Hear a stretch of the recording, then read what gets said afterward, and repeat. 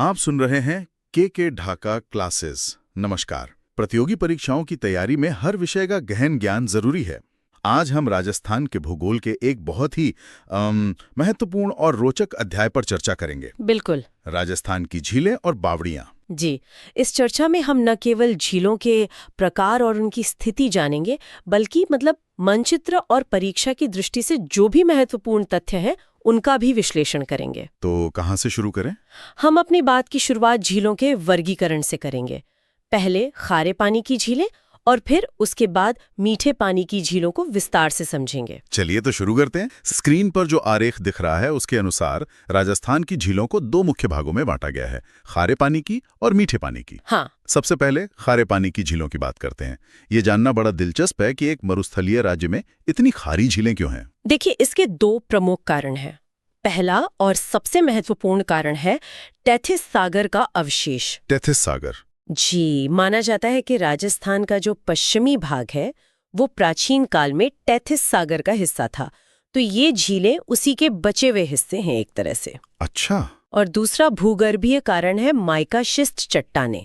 इन चट्टानों में जो लवण मौजूद होते हैं वो पानी में घुलकर उसे खारा बना देते हैं। और ये ध्यान देने वाली बात है कि सर्वाधिक खारे पानी की झीलें नागौर जिले में हैं। बिल्कुल सही।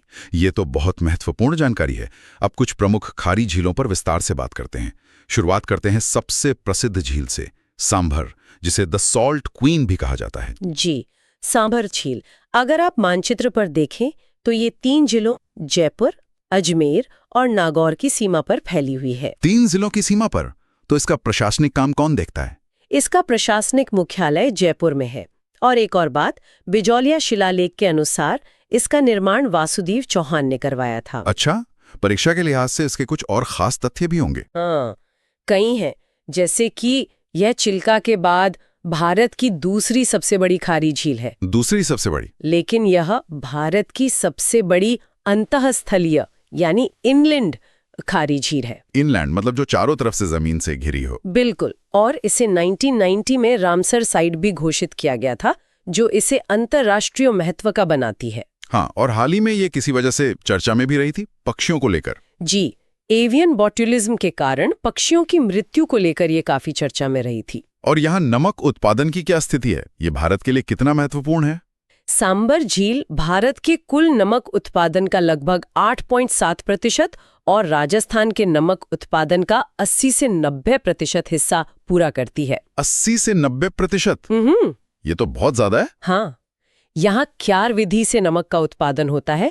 इसमें झील के पानी को चौकोर क्यारियों में भरकर सूर्य की गर्मी से सुखाया जाता है। और उसका संचालन कौन करता है? इसका संचालन सांभर सॉल्ट लिमिटेड द्वारा किया जाता है, जो कि हिंदुस्तान सॉल्ट लिमिटेड का ही एक उपक्रम है। अद्भुत। अगली महत्वपूर्ण झील है पंचपदरा। इसकी क्या खासियत है? पंचपदरा झील बाड़मेर के बालोतरा में स्थित है। इसकी सबसे बड़ी विशेषता है यहाँ उत्पादित नमक की गुणवत्ता। गुणवत्ता मतलब? इसमें 98% तक सोडियम क्लोराइड यानी NaCl होता है, जो इसे खाने के लिए सर्वश्रेष्ठ नमक बनाता है। 98%? ये तो बहुत ही शुद्ध हुआ। जी, यहाँ खारमाल जाति के लोग मुरली झाड़ी का उपयोग करके स्फटिक मतलब क्रिस्टल के रूप में नमक तैयार करते हैं। यानी गुणवत्ता के मामले में पंचपदरा सबसे आगे है। अब बात करते हैं डीडवाना झील की, जो नागौर में है। हाँ, डीडवाना। इस झील का नमक खाने योग्य नहीं है। अच्छा, क्यों? इसमें सोडियम क्लोराइड की जगह सोडियम सल्फेट यानी Na2SO4 की अधिकता होती है। तो फिर इसका उपयोग कहाँ होता है? इसका उपयोग मुख्य रूप से कागज और चमड़ा उद्योग में किया जाता है और इसीलिए यहीं पर 1964 में राजस्थान स्टेट केमिकल वर्क्स की स्थापना की गई थी। चलिए के ढाका क्लासेस के माध्यम से कुछ अन्य खारे पानी की झीलों पर भी एक नजर डाल लेते हैं। अवश्य। जैसे बीकानेर में लूणकरणसर है। ये उत्तरी राजस्थान की मूंगफली मंडी के लिए ज्यादा प्रसिद्ध है। नमक यहाँ बहुत कम बनता है। और तालछापर? तालछापर चूरू में है। ये कृष्ण मृग यानी ब्लैकबक अभयारण्य के लिए विख्यात है। इसे द्रोणाचार्य का आश्रम भी माना जाता है। और जैसलमेर में भी एक झील है, काबोद? जी, काबोद। यहाँ का नमक आयोडीन युक्त होने के कारण प्रसिद्ध है। इनके अलावा सीकर में रेवासा और काछोर भी खारे पानी की झीलें हैं। तो खारे पानी की झीलों के बाद अब रुख करते हैं मीठे पानी की झीलों की ओर। बिल्कुल। और जब मीठे पानी की झीलों की बात होती है तो सबसे पहला नाम तो उदयपुर का ही आता है। झीलों की नगरी, सही कहा। उदयपुर में सर्वाधिक मीठी झीलें हैं। इन झीलों का मुख्य स्रोत वर्षा का पानी और नदियां हैं, और इनका महत्व वो पेयजल और सिंचाई के लिए है। तो उदयपुर की सबसे विशाल झील जयसमंद से शुरू करते हैं। जयसमंद झील, जिसे ढेबर झील भी कहते हैं, उदयपुर के सलुम्बर में स्थित है। हाँ, इसका निर्माण किसने करवाया था? इसका निर्माण महाराणा जय सिंह ने 1685 से 1691 के बीच गोमती नदी पर बांध बनाकर करवाया था, और ये राजस्थान की सबसे बड़ी कृत्रिम आर्टिफिशियल झील है। सबसे बड़ी कृत्रिम झील। इसकी कुछ और विशेषताएं भी हैं? जी, इस झील में कुल 7 टापू हैं, जिन पर भील और मीणा जनजाति निवास करती है। अच्छा, टापुओं पर लोग रहते हैं? हाँ, सबसे बड़ा टापू बाबा का भाखड़ा और सबसे छोटा प्यारी है। इसका उपनाम ढेबर झील इसलिए है क्योंकि ये ढेबर दर्रे में स्थित है। अब बात करते हैं उदयपुर की शायद सबसे खूबसूरत झील पिछोला की। पिछोला झील। इसका निर्माण 14वीं सदी में राणा लाखा के समय एक बंजारे छीतर ने करवाया था। एक बंजारे ने? जी। इस झील में सीसारमा और बुजडा नदियां आकर गिरती हैं। झील के बीच में जो जग मंदिर है वो ऐतिहासिक रूप से बहुत महत्वपूर्ण है, क्योंकि विद्रोही शाहजहां ने यहीं शरण ली थी। हाँ, और यहाँ जगनिवास और नटनी का चबूतरा भी तो स्थित है। बिल्कुल। हमने सुना है कि पिछोला और फतासागर झीलें आपस में जुड़ी हुई हैं। जी हाँ, पिछोला झील स्वरूप सागर नाम के एक लिंक चैनल के माध्यम से फतासागर झील से जुड़ती है। और फतासागर को कनाट बांध भी कहते हैं। हाँ, क्योंकि इसकी नींव ड्यूक ऑफ कनाट ने रखी थी। इसका पुनर्निर्माण महाराणा फतेह सिंह ने 1888 में करवाया था। यहाँ की सबसे बड़ी विशेषता है सौर वेधशाला, सोलर ऑब्जर्वेटरी। जी।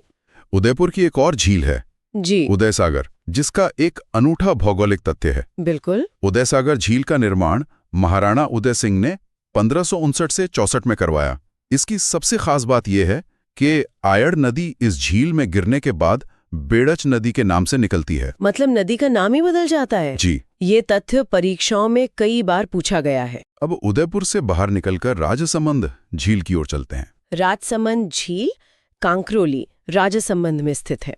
इसका निर्माण महाराणा राज सिंह ने 1662-76 में अकाल राहत कार्यों फैमिन रिलीफ के तहत करवाया था। अच्छा, अब अकाल राहत कार्यों के लिए। जी। इसके उत्तरी भाग को 9 चौकी पाल कहा जाता है। और यहीं पर विश्व प्रसिद्ध राज प्रशस्ति भी है। बिल्कुल। यहीं पर 25 काले संगमरमर के शिलालेखों पर संस्कृत में लिखी गई विश्व की सबसे बड़ी प्रशस्ति है। इसके लेखक रणछोड़ भट्ट तेलंग है, और इसमें मेवाड़ का पूरा इतिहास वर्णित है। पास में ही घेवर माता का मंदिर भी है। अब पहाड़ों पर स्थित नक्की झील के बारे में भी बताइए। नक्की झील, ये माउंट आबू, सिरोही में है। यह एक क्रेटर झील है जो ज्वालामुखी से बनी है। तो ये एक प्राकृतिक झील हुई। हाँ, यह राजस्थान की सबसे ऊंची और सबसे गहरी झील है।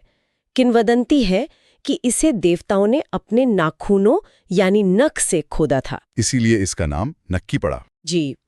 यहाँ मेढक जैसी टोड रॉक और घूंघट निकाली स्त्री जैसी नन रॉक जैसी चट्टानें भी प्रसिद्ध हैं। अब अंत में अजमेर की झीलों पर एक संक्षिप्त नजर डालते हैं। अजमेर में 3 प्रमुख झीलें हैं। पहली आना सागर, इसे 1137 ईस्वी में अर्णोराज चौहान ने बनवाया। और यहाँ मूलों ने भी काफी काम करवाया था। जी। जहांगीर ने यहाँ दौलत बाग, जो अब सुभाष उद्यान है, और शाहजहां ने संगमरमर की बारादरी का निर्माण करवाया। दूसरी है पुष्कर झील। पुष्कर झील, जिसे तीर्थराज कहते हैं, ये अर्ध चंद्राकार है और यहाँ 52 घाट हैं। कार्तिक पूर्णिमा पर यहाँ का प्रसिद्ध मेला लगता है। और तीसरी है फॉय सागर। ये एक अकाल राहत परियोजना थी जिसे इंजीनियर फॉय ने 1891-92 में बनाया था। इसका अतिरिक्त पानी आना सागर में जाता है। तो ये थी राजस्थान